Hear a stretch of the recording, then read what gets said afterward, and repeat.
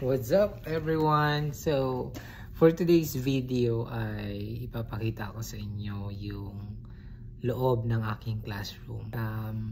Yun nga lang, nakakamiss yung classroom sa Pinas na naka-wall fan. Charot. Okay, so ipapakita ko sa inyo yung kung ano yung meron ako dito sa loob ng classroom ko. So, typically, ito rin naman yung ganito rin naman yung setup dun sa iba pang mga classroom dito sa school. So bagong gupit nga pala ako guys. $30 din yan. Compute nyo na lang. Okay, so let's go back to our topic. Alright, so ito yung aking setup ng aking table. Ay, may naligaw pang soft drinks, libre lang naman yan. Okay, so ito yung setup ng aking laptop, yung aking monitor dito, at connected yan dun sa aking TV.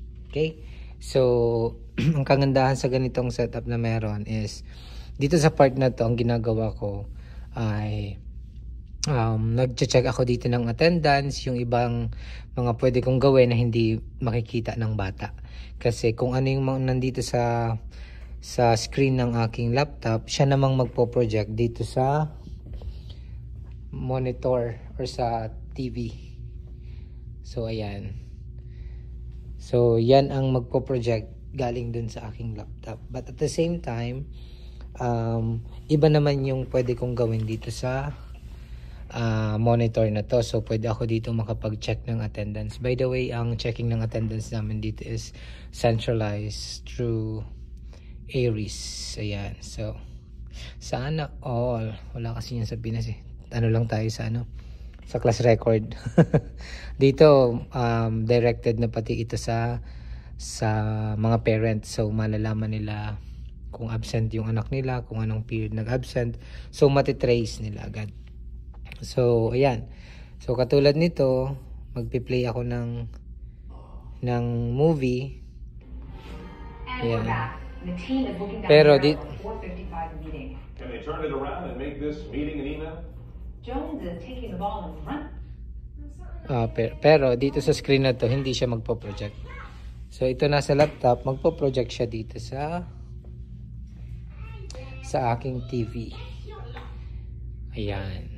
So isa yan sa pinaka magandang platform at setup na meron dito na ginagamit namin pag nagtuturo dito sa school.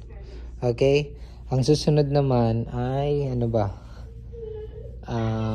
Ayan. So meron kami ditong sariling printer per classroom, pero black and white yan. Pero at least makakapag-print na kami, unli print. At isa pa, ito bond paper. Unli kuha ito doon sa school. Unli kuha iyan doon sa office namin. Bahala ka kung ilan ang kailangan mo. So wala yung sasabihin na ilan na yung nakuha mo or magre-record ka, maglalagbook ka. Hindi na kailangan. Okay, so yan, meron sariling printer, meron kang bond paper. Isa pa, yung classroom ko dito ay ayan, may may kanya-kanya silang table and chairs. So parang 1:1 talaga.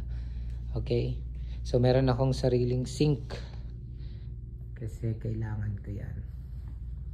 Okay, so ito pala yung mga gawa ng mga bata dun sa mga nakaraang lesson namin. So ayan.